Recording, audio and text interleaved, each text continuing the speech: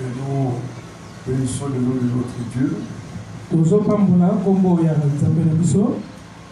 Nous lui sommes infiniment reconnaissants d'être là ensemble à nouveau.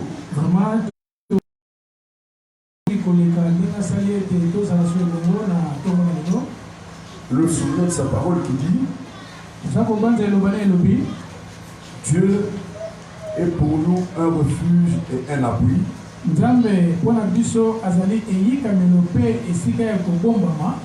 Un secours qui ne manque jamais dans la détresse.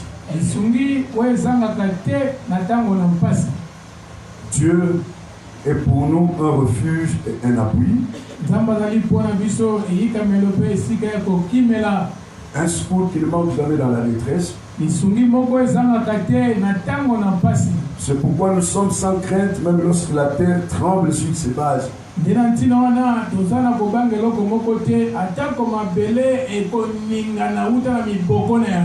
Nous sommes sans crainte parce que Dieu est pour nous un refuge et un abri.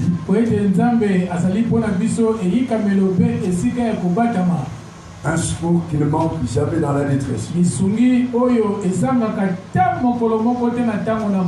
Nous vous saluons tous au nom du Seigneur Jésus-Christ. Nous appelons la paix et la bénédiction de notre Dieu sur votre vie et sur votre famille.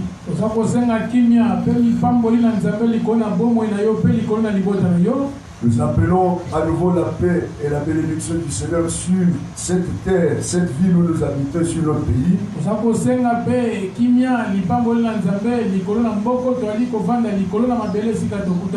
Nous nous souvenons qu'il est écrit: quand tu mangeras et que tu te rassasieras, tu béniras l'Éternel ton Dieu pour le bon pays qu'il te donne. N'oubliez jamais de le faire. Ne soyez pas de ceux qui maudissent le pays, de ceux qui n'arrêtent pas de se plaindre, de ceux qui crient contre Dieu. Mais soyez le peuple qui bénit. D'ailleurs, il est écrit: bénissez, ne maudissez pas.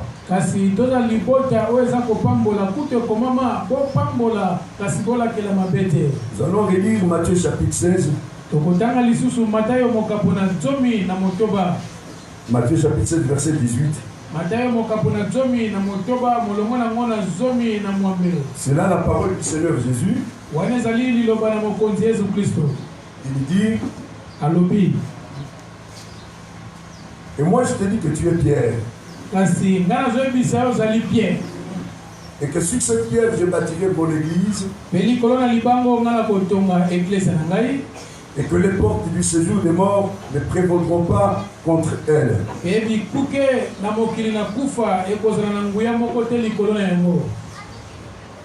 Nous n'avons pas la possibilité de tout reprendre ce matin.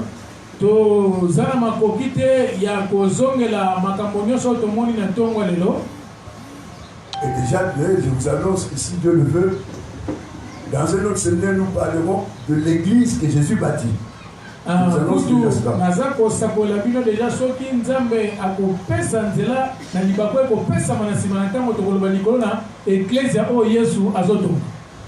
grande œuvre à laquelle Jésus consacre sa vie.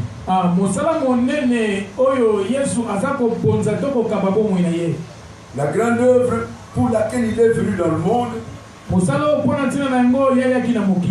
c'est de bâtir son église. C'est ce que lui-même nous révèle ici. Je bâtirai mon église.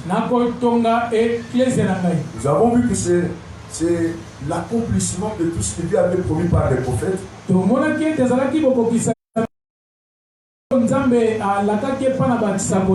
C'est l'accomplissement de l'alliance que Dieu avait faite avec Abraham, Isaac et Jacob.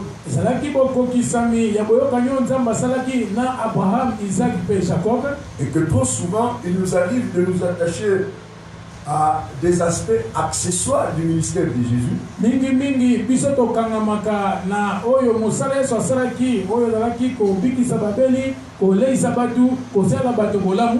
Jésus fait des miracles.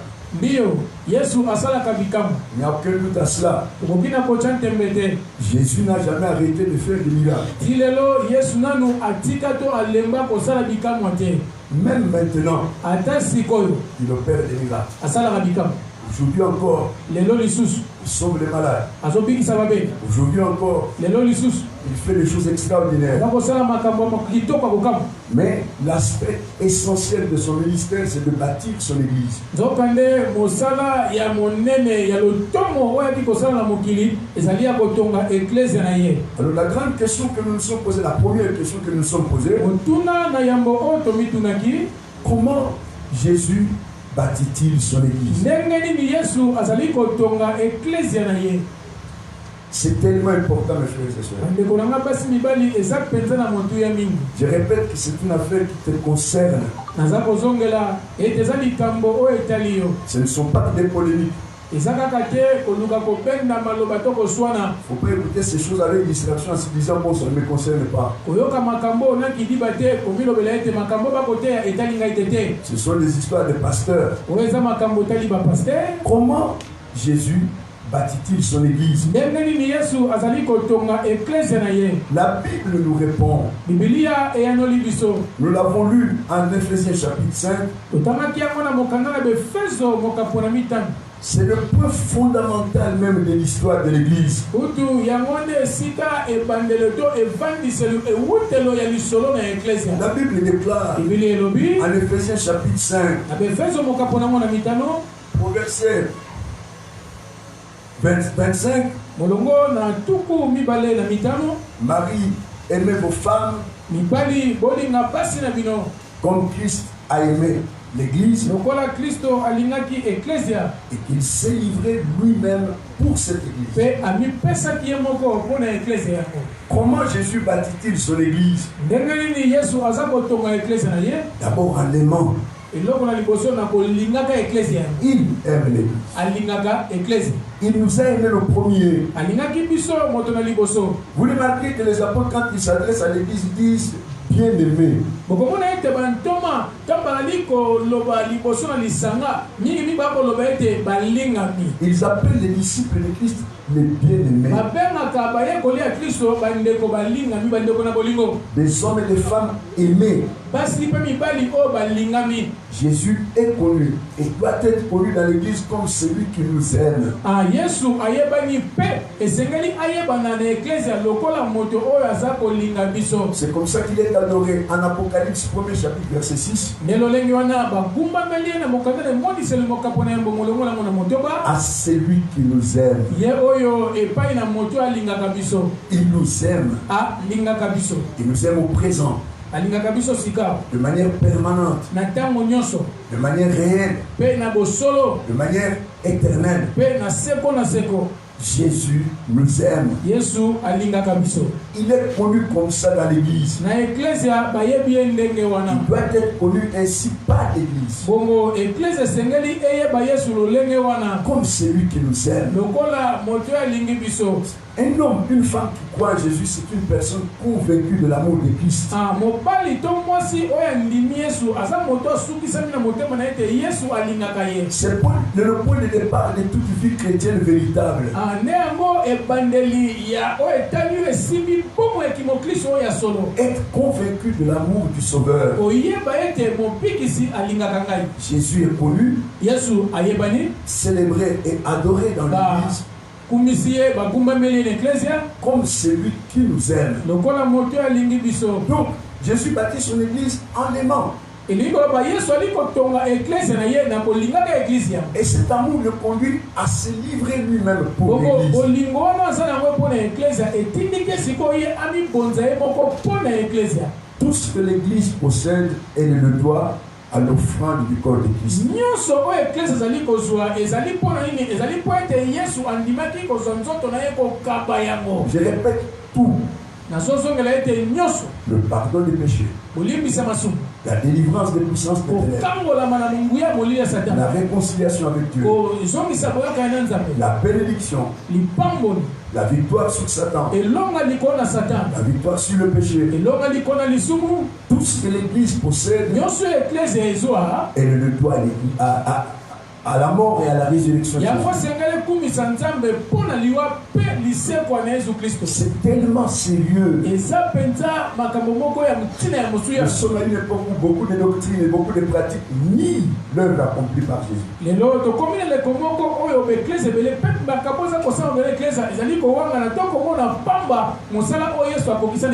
Le disciple de Jésus n'est pas censé se battre pour être délivré.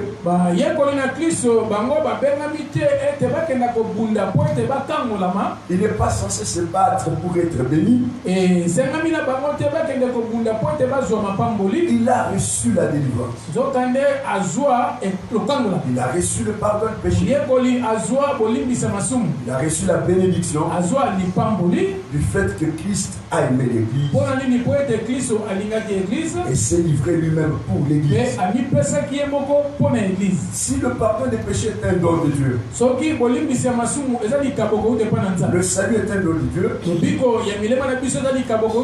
alors la délivrance ne peut pas résulter d'un combat spirituel.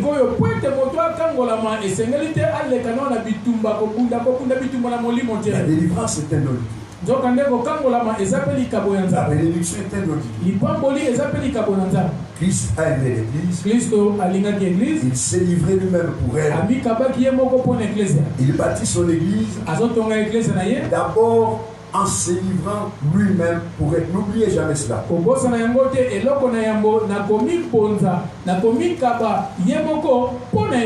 Dans la deuxième épître que Paul écrit à Timothée,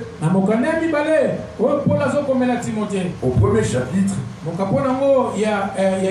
verset 19, Paul appelle l'Église le solide fondement de Dieu.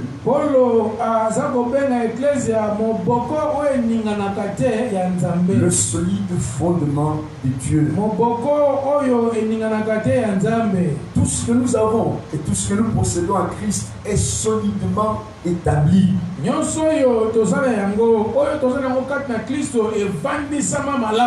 Le bonheur actuel et éternel de l'Église est éternellement, solidement établi en Christ.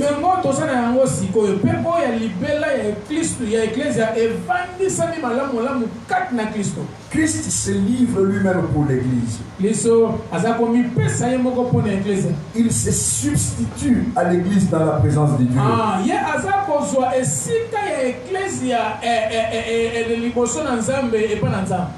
Et dans la mort, et dans la résurrection, mais aussi dans la glorification, Jésus précède toujours l'Église.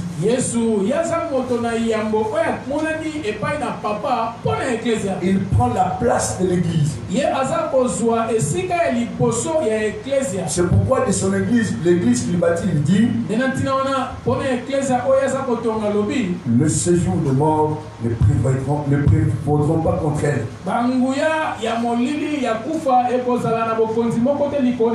Parce qu'il s'est livré lui-même pour l'Église. Le deuxième élément que nous avons vu est que Christ bâtit l'Église en la remplissant de son esprit. Il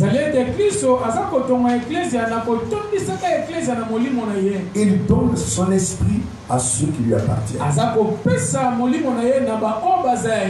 Il donne son esprit à son Église. J'aime beaucoup un passage en Jean chapitre 14.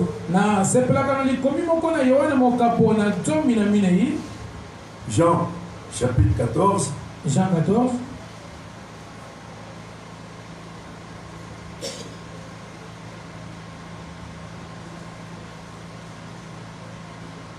Verset 15. On commence par le 15e verset.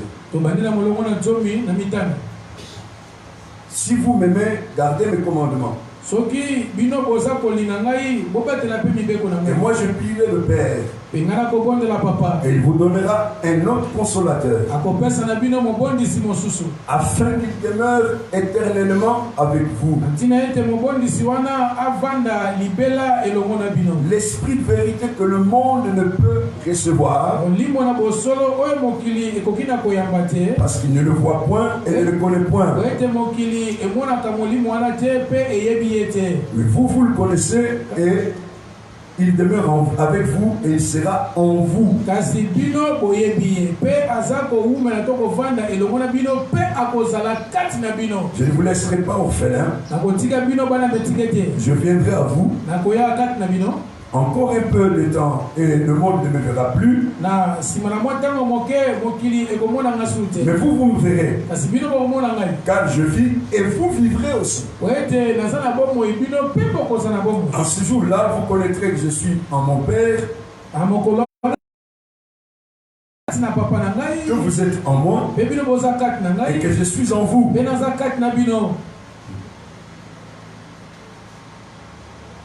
La grande provision que Jésus promet à son Église, c'est le Saint-Esprit.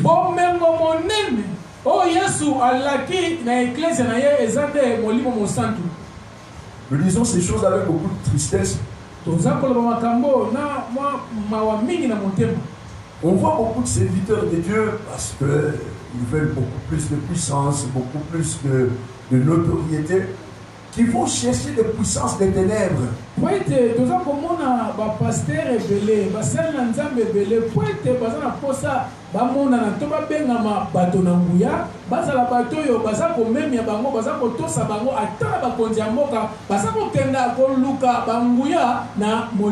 Ils vont s'allier à des rabbins.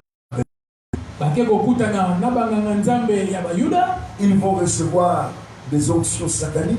Alors que le Seigneur donne son esprit à ses serviteurs. Ce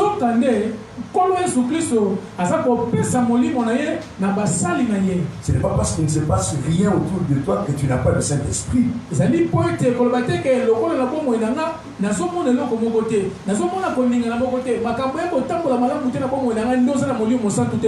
n'est pas parce que ce jour-là, il n'y a pas eu de miracle que tu n'as pas le Saint-Esprit.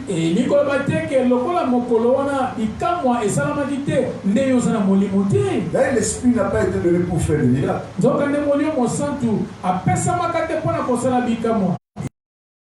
Conduise dans toute la vérité.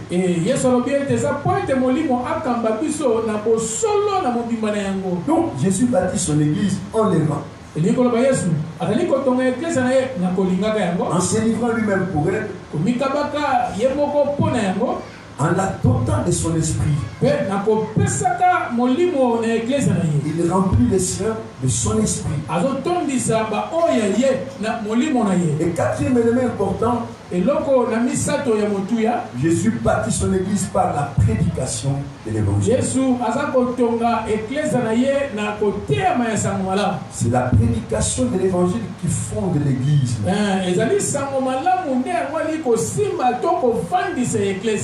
L'église est fondée par la proclamation de l'évangile.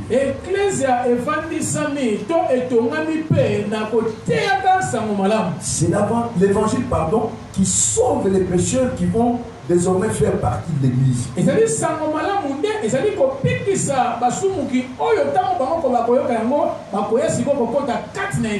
bien de chanter des cantiques. Mais Dieu n'a pas prévu que les cantiques sauvent les pécheurs. C'est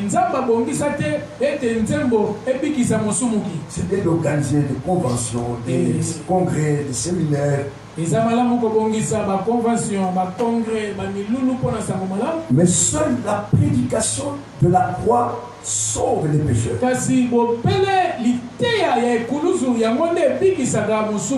L'évangile, l'église naît de la prédication de l'évangile. Ne l'oublions jamais. D'ailleurs, là où l'apôtre Pierre, première épître de Pierre, quand il parle de l'édification de l'église, l'édification des membres de l'église,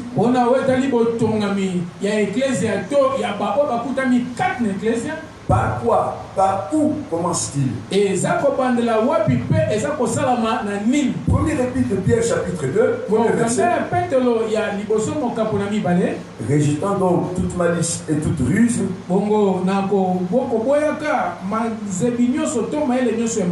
la dissimulation, l'envie et toute médisance, sololela bo makambo kobuka mobeko sangana na bokopeko lokuta ko makambo sa lokuta. Désirez comme des enfants nouveau-nés le lait spirituel pur. Kasi bolula tobo sepela lokola bana ba bota misika miliki ya molimo pe ya petwa. Par lui, afin que par lui vous croissiez pour le salut. Le lait spirituel ici c'est la parole. L'apôtre nous dit de désirer la parole. Et ne se limite pas à dire écoutez-la. Il dit désirez-la. Et il prend un exemple, une image très parlante. Il dit c'est du lait spirituel. ndakisa moko elembo moko oyo kokina kosimba maele na bomotelo biete ezali miliki ya molimo. Pourtant un nouveau-né a besoin de prendre du lait de sa mère pour grandir. Pela moko mwana waza bébé azana posa ya komela libele ya mama na ye po ete akola malamu. Autant l'église, les membres de l'église, les frères et sœurs doivent désirer le lait spirituel pour croître. Lolenge moko pe ecclesia bandeko mibali pe basi bakutami na ecclesia bazana posa ya miliki ya molimo pona kokola. Et au verset 4 il dit approchez-vous de Jésus, pierre vivante. Qui a été rejeté par les hommes, mais qui est choisi et précieuse devant Dieu. Et vous-même comme des pierres vivantes, édifiez-vous pour former une maison spirituelle, un saint sacerdoce, afin d'offrir des victimes spirituelles agréables à Dieu par Jésus-Christ.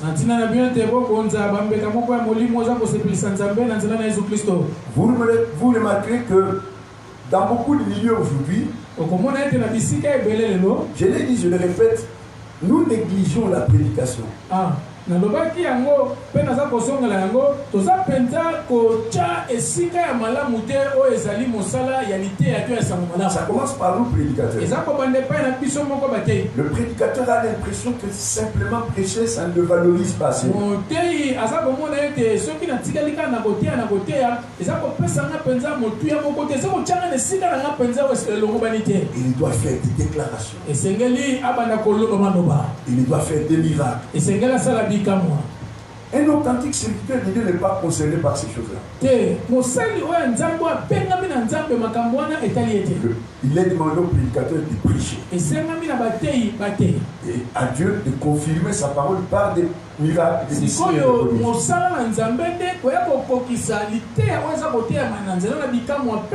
Jésus bâtit son église par la proclamation de l'évangile. Car c'est l'évangile qui régénère le pécheur, qui les sauve et qui en fait un enfant de Dieu. C'est ainsi que le Seigneur, quand il envoie Paul, Actes chapitre 26 versets 17 et 18,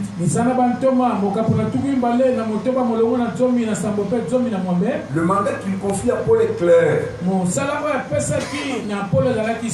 J'étais choisi du milieu des Juifs et du milieu des païens, et je t'envoie vers ces païens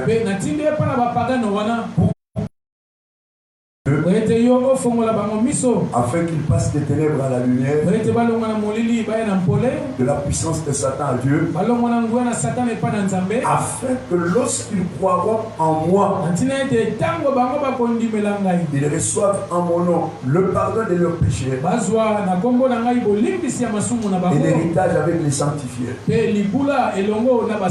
Je vous en supplie, prédicateurs, prêchez. Prêchez. Et vous, peuple de Dieu, honorez la prédication.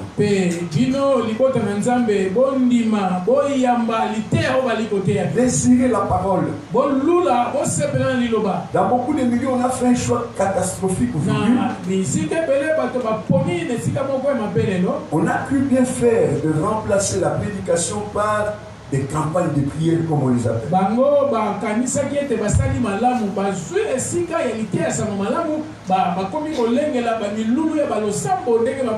appelle ça des prières intenses, des prières massives, des prières audacieuses, des prières je ne sais quoi. Ba bengi yango ba losambo moko ya makasi, ba losambo moko oyo kozala na nguya décision ya makasi, ngulo sambo moko oyo kozala ke ti okoya konyata moto aka konyokola yo. Mais sans prédication de l'évangile, la prière ne vaut rien. Nzokande soki sango malamu ezali te losambo eza pe na sika na yango te. C'est Dieu lui-même qui l'a dit. Nzambe moko alobi yango.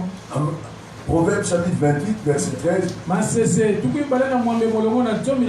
La Bible déclare que lorsqu'un homme détourne son oreille, refusant d'écouter la parole de Dieu, sa prière même devient une... Pardon. Non, c'est pas 13. C'est le verset 9.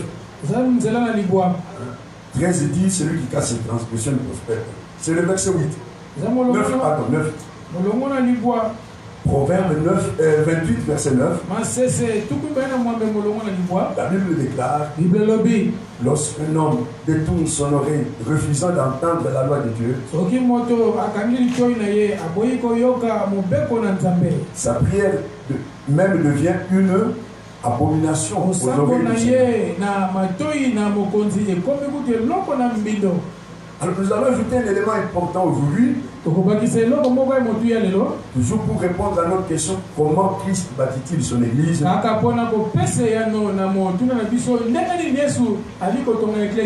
Christ bâtit l'église par la prière.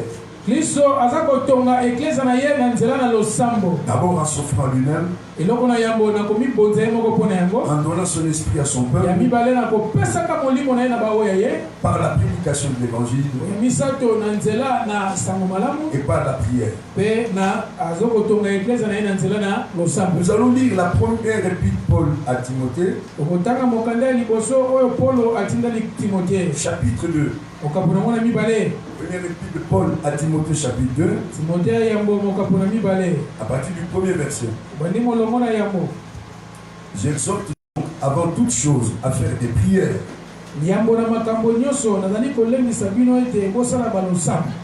des supplications, des requêtes, des actions de grâce pour tous les hommes, pour les rois et pour tous ceux qui sont élevés en dignité, afin que nous menions une vie paisible et tranquille en toute piété et honnêteté.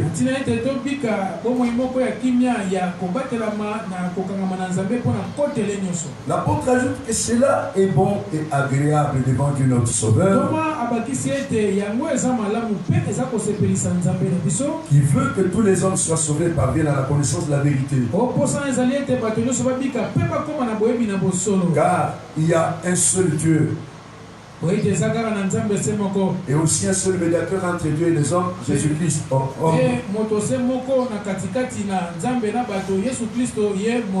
qui s'est donné lui-même en rançon pour tous. C'est là le témoignage rendu en son propre temps.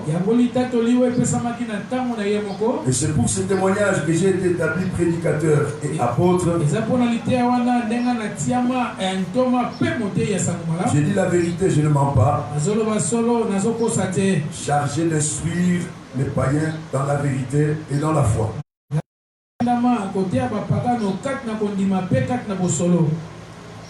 Christ bâtit son église par la prière de son peuple.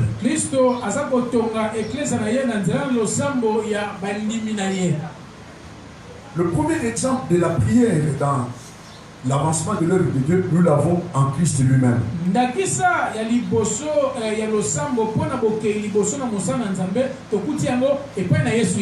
Quand vous lisez les évangiles, vous remarquez combien de fois il est dit que Christ s'éloignait, passait la nuit en prière.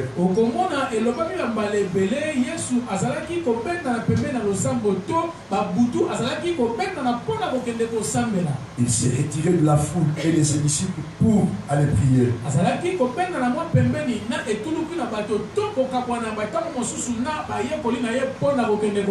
Avant d'affronter la mort, il prie.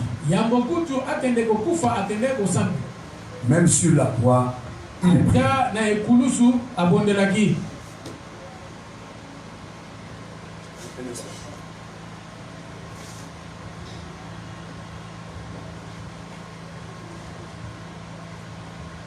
La prière accompagne tout ce que Jésus fait.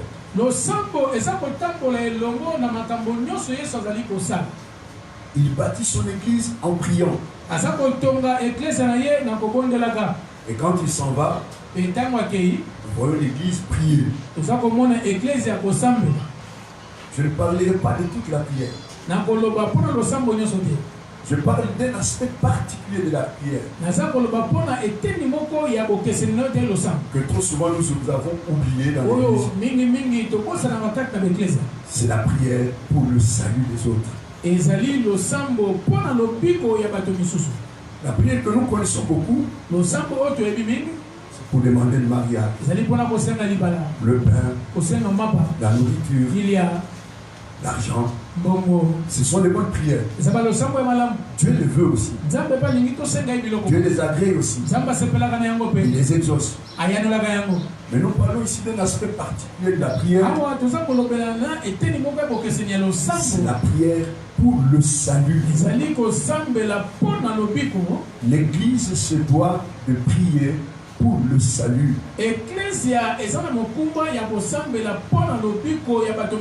Dans ce passage que nous avons lu, Paul nous révèle que Dieu veut que tous les hommes soient sauvés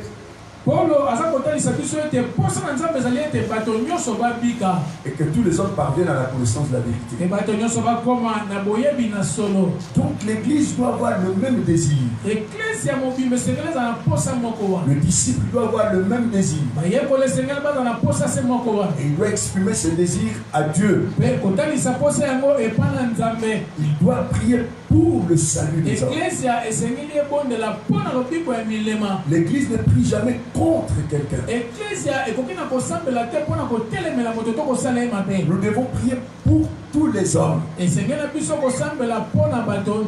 écrit comme ça. Tous les hommes, quels qu'ils soient, quoi qu'ils aient fait, quel que soit leur pays, quel que soit le mal que nous avons reçu de ces hommes, l'église se doit de prier pour tous les hommes. En demandant à Dieu leur salut. Leur salut. En demandant que Dieu bénisse la prédication qui est donnée. En demandant au Seigneur d'envoyer des ouvriers dans son champ. En demandant au Seigneur d'ouvrir le cœur de ceux qui entendent l'évangile. Christ bâtit son église par la prière de son peuple. En Actes chapitre 4, lorsqu'on relâche Jean et Pierre,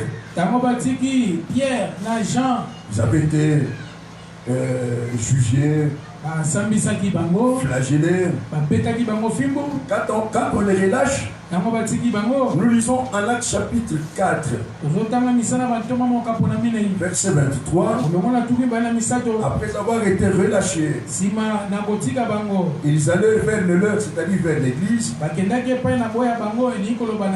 ils racontaient tout ce que les principaux sacrificateurs et les anciens leur avaient dit.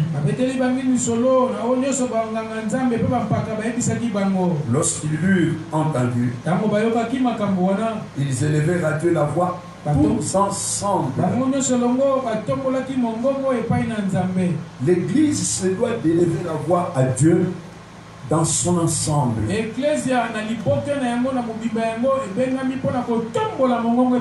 C'est dramatique lorsque nous avons de l'intercession de n'avoir que 2, 3, 5 personnes. Ils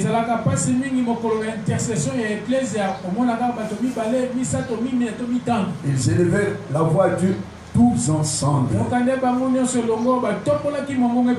Au verset 29, qu'est-ce qu'ils demandent à Dieu?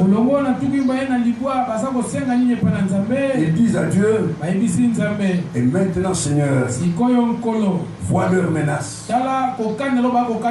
et donne à tes serviteurs d'annoncer ta parole avec une pleine assurance.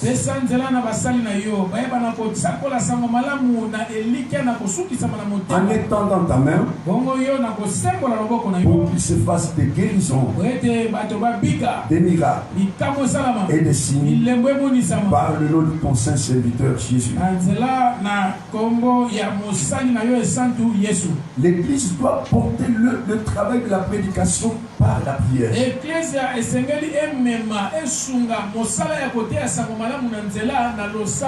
L'Église se doit d'accompagner la prédication.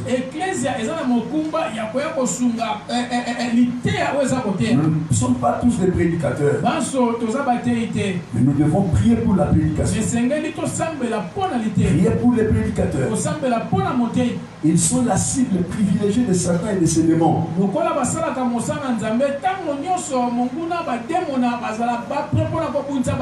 Ils doivent faire face à des menaces que vous ne soupçonnez pas.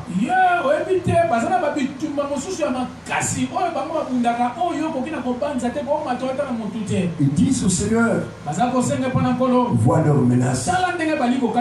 Tu vois leurs menaces. Pour les serviteurs, la capacité d'annoncer ta parole avec une pleine assurance. Si nous prenons l'exemple d'un homme comme Paul, en Galates, Colossiens chapitre 4. Colossiens chapitre 4. Verset 3. Priez en même temps pour nous, afin que Dieu nous ouvre une porte pour la parole, en sorte que je puisse annoncer le mystère de Christ,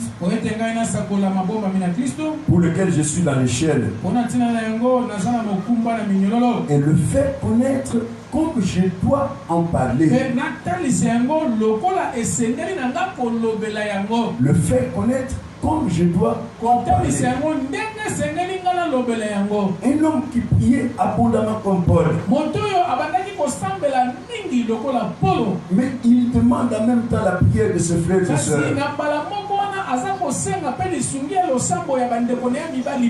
Il demande à l'église de prier pour lui. Je dis que nous avons oublié, nous oublions trop facilement, nous négligeons cet aspect de la prière. La prière pour le salut des autres. La prière pour la prédication. La prière pour ceux qui entendent la parole. Nous devons supplier le Seigneur de leur ouvrir les cœurs. L'Église ne prie jamais contre les autres. L'Église se doit de prier pour les autres,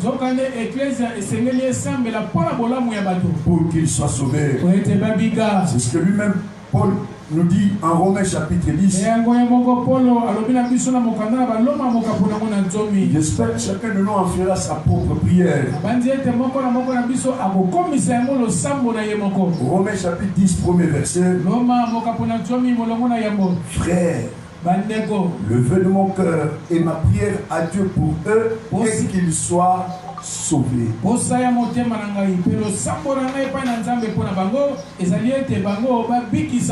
Je n'arrête pas de vous rappeler qu'il y a des pratiques et des prières qui sont faites dans des églises qui n'ont rien à voir avec l'évangile.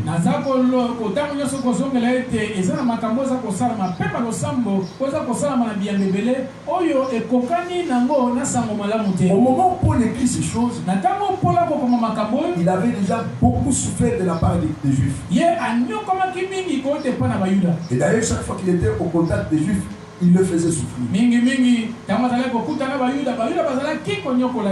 il dit le vœu de mon cœur. Et ma prière à Dieu pour eux, ce n'est pas que Dieu leur rende ce qu'ils me font.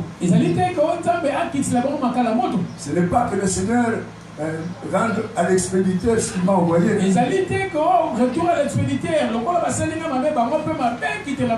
Il dit malgré tout le mal qu'ils me font, la persécution que j'ai subie de leurs mains, le vœu de mon cœur, la prière que j'adresse à Dieu pour eux, et qu'ils soient sauvés. Priez pour les membres de votre famille. Vous savez, la pratique aujourd'hui, c'est donc, comme il est comme ça, on va l'amener, on va le délivrer.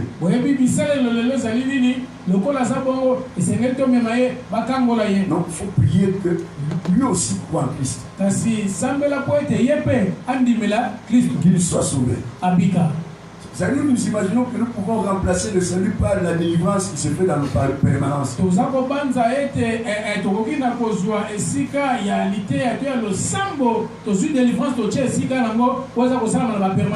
Donc Christ bâtit son église en s'offrant lui-même pour elle, en la remplissant de son esprit, par la prédication de son évangile, mais aussi par la prière de son église. L'église se doit de prier pour le salut. Je vais terminer en insistant là-dessus. L'église se doit de prier pour le salut.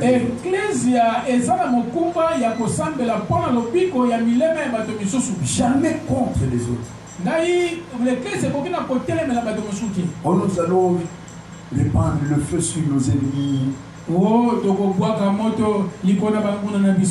allons leur briser les jambes et les mains et les bras. Il y en a même qui font des prières spéciales pour enterrer leurs ennemis. Tu es complètement hors jeu. Totalement dehors de l'évangile de Christ. Paul avait souffert entre les mains des Juifs. Mais il dit, le feu de mon cœur, ma plus grande préoccupation, et ma prière à Dieu pour eux, et qu'ils soient sauvés. L'Église se doit de prier pour le salut, en demandant des prédicateurs à Dieu. Ce qu'il a dit, demander que le maître de la moisson envoie des ouvriers. Il n'a pas dit former-les, non, il dit demander au maître.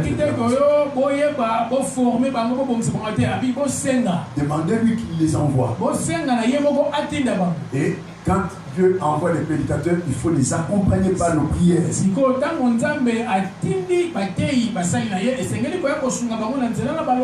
Un prédicateur est toujours menacé. Je vous assure, c'est quelque chose d'extraordinaire, mais c'est comme ça, ils sont menacés.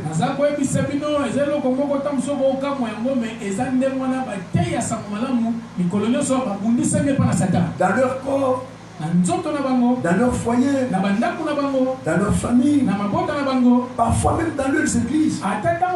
Il y a des prédicateurs qui sont persécutés dans leurs églises. Parce qu'ils disent la vérité et que les responsables de l'endroit ne supportent plus d'entendre la vérité. Et ils sont persécutés par le monde. C'est pourquoi l'apôtre dit, priez pour nous, afin que Dieu nous ouvre une porte. Ce n'est pas facile, il y a des églises qu'on vous ferme. J'ai déjà eu l'occasion de donner un témoignage ici. J'arrive à Jobourg. Un pasteur de mes connaissances organise une convention. Je n'étais pas au programme, j'ai participé comme tout le monde. Le troisième jour, il me dit, bon, demain, est-ce que tu ne peux pas intervenir? J'interviens. Sur place. Séance tenante, il s'est mis debout, c'est fâché.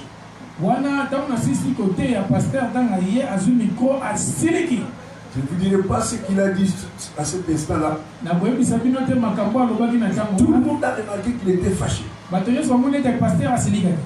La nuit vers 22h, il m'appelle. Il me dit, si tu continues de prêcher comme ça, nous te fermons toutes les portes dans cette ville.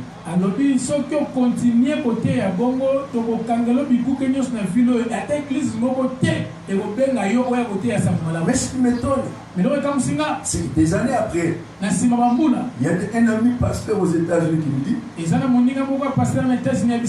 mais dis donc, qu'est-ce que tu avais prêché, c'était tel pasteur. Et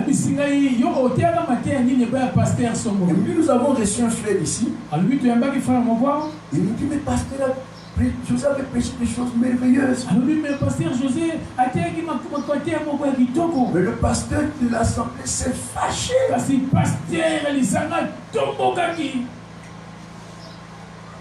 On peut se persécuter dans une église parce que tu prêches la vérité. Parce que dans cette église, on ne supporte plus la vérité. C'est pourquoi Paul dit demander à Dieu de nous ouvrir des portes. Il y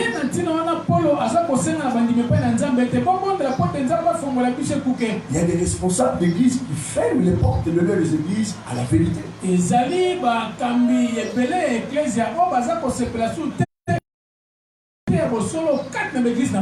L'année dernière, le dernier séminaire que j'ai tenu avant de tomber malade,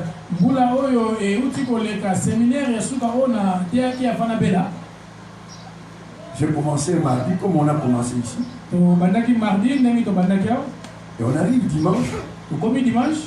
J'arrive sur place.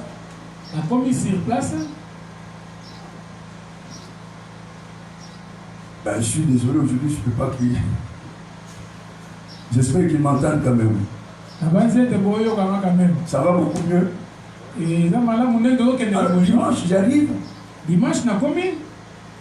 J'entre dans l'église, je m'assieds. Je prie. Quand je finis de prier, le pasteur m'appelle dehors. Il m'a jugé. Et pourquoi tu as dit ça? Et puis encore ça. Et puis ça. Je lui dis, c'est la parole. Oh non, mais c'est comme si toi tu étais contre les délivrances. Je lui ai dit, montre-moi un seul passage où Jésus délivre les gens comme ça. Il me dit, mais nous vivons de ça. Il me dit clairement comme ça, nous vivons de ça. Je lui dis, bon, je suis désolé, mais moi je prêche ce qui est écrit. Pendant près d'une heure, à peu près une heure, nous sommes dehors, sous le soleil. L'officiant attend le prédicateur. Alors je lui dis, présente-toi à l'église. Dis-leur qu'on arrête le séminaire. Il me dit non. Mais les gens apprécient ça. Les gens sont contents de ce que tu prêches. Mais toi tu dis que c'est pas bien. Dis-leur que tu arrêtes l'enseignement. Bon, si tu ne peux pas arrêter, bon, corrige ce que tu trouves à corriger. Mais quand toi tu as prêché, ça devient difficile de corriger. Alors j'ai dit, alors tu veux quoi? On fait quoi? On en termine quand même. Un pasteur. Il avait l'impression d'être mis à nu devant son église. Et les gens lui ont posé des questions sur ce qu'il faisait avec eux et qu'il n'était pas conforme aux Écritures. Donc je le rappelle, nous parlons de cet aspect de la prière. Prier en accompagnement de la prédication. Prier pour le salut. Le salut de ceux de ta maison. Le salut de ceux de ta famille. Le salut d'un quartier. Je vous ai dit une fois ici, avant le confinement, que périodiquement, l'ennemi largue des phénomènes démoniaques dans des villes comme les nôtres.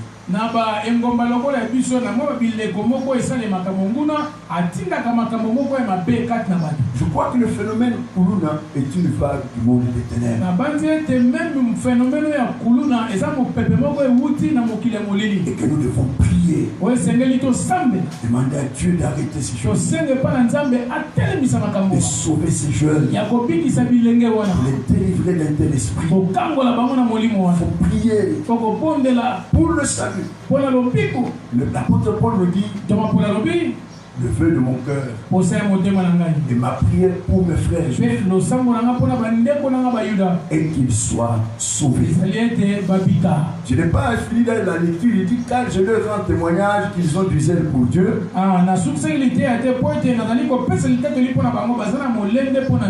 Mais un zèle sans intelligence. Il y a des hommes et des femmes qui ont un zèle sans intelligence. Qui ne servent pas Dieu selon les critères de Dieu. De telles personnes, ce n'est pas en criant sur elles que tu vas les ramener à la vérité. Je vais lire un dernier passage pour cette fois. Deuxième épître de Paul à Timothée.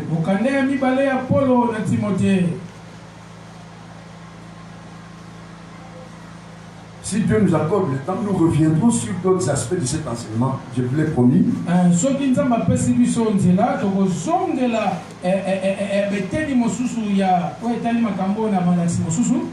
Nous sommes dans la deuxième épître de Paul à Timothée, deuxième chapitre. Versets 23 à 26.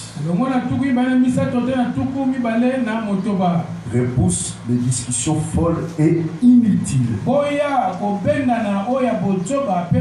Il dit chasse-les. Voilà, chasse-les loin de toi. Repousse les discussions folles et inutiles. Parce que tu sais qu'elles font naître des querelles. Verset 24. Or, il ne faut pas qu'un serviteur du Seigneur ait des querelles. 24. Il doit au contraire avoir de la condescendance, de la compréhension pour tous. Il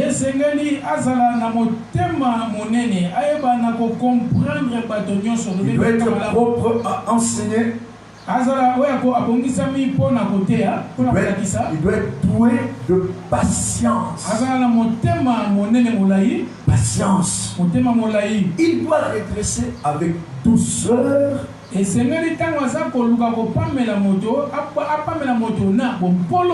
Dans l'espérance que Dieu leur donnera la repentance.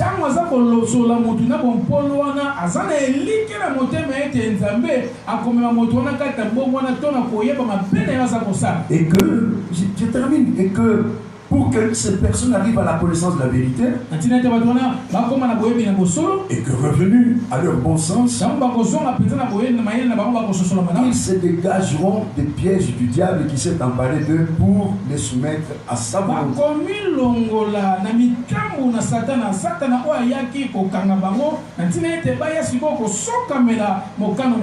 La prière pour le salut est un exercice de patience. Un exercice de patience. Un exercice de compréhension. Un exercice de douceur et d'espérance. Prier pour le salut des autres, c'est croire que Dieu peut les sauver et espérer que Dieu le fera. C'est pourquoi je dis que la prière pour le salut est un exercice de patience, de douceur, d'espérance. Tu dois être doux. Je termine en donnant le témoignage d'un serviteur de Dieu qui a écrit un livre magnifique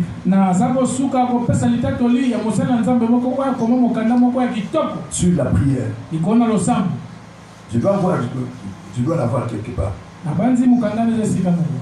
Je vais donner de son témoignage qu'il dit, dans ma longue carrière, avec le Seigneur,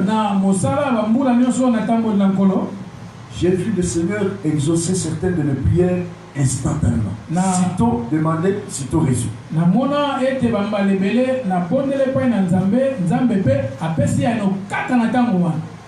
Et j'ai vu le Seigneur sauver d'autres personnes un peu plus tard. Et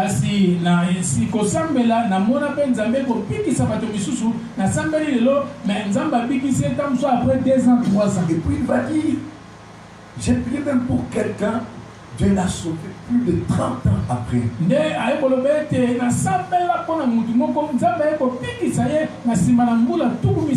La prière est une semence. Prie. Continue de prier. Demande le salut de ceux de ta famille. Demande le salut de ton conjoint. Ne divorce pas. Demande son salut. Ce qui honore le plus le Seigneur est qu'il ou elle soit sauvé, non pas qu'elle divorce.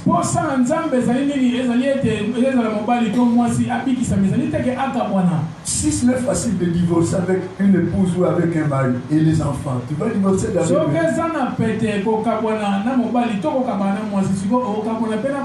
Donc, ne les chasse pas. Ne divorce pas. Tu as toujours demandé son salut. Avec patience. Avec douceur.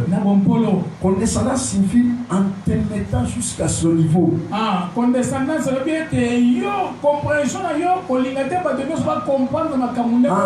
Tu t'aimes à ce niveau. Et avec espérance. En espérant que Dieu lui donnera la repentance. Comment ça se fait? Je demande son salut à Dieu. Dieu lui donne la repentance pour qu'il parvienne à la connaissance de la vérité. Et une fois qu'il a connu la vérité, il se délivre des pièges de l'ennemi. Amen. Nous allons terminer par là pour cette fois. Que Dieu vous bénisse abondamment. Nous allons prier notre Seigneur.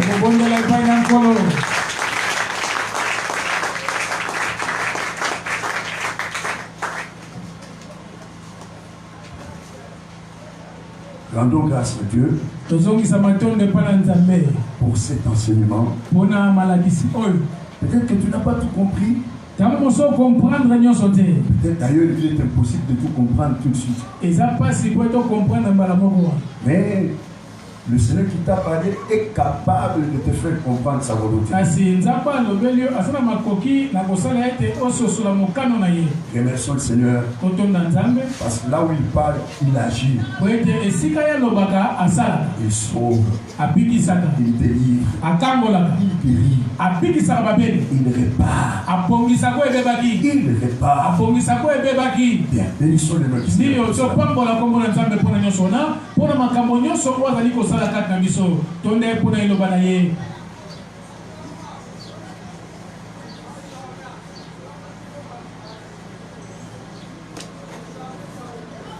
Seigneur de gloire, totondi Nzambe,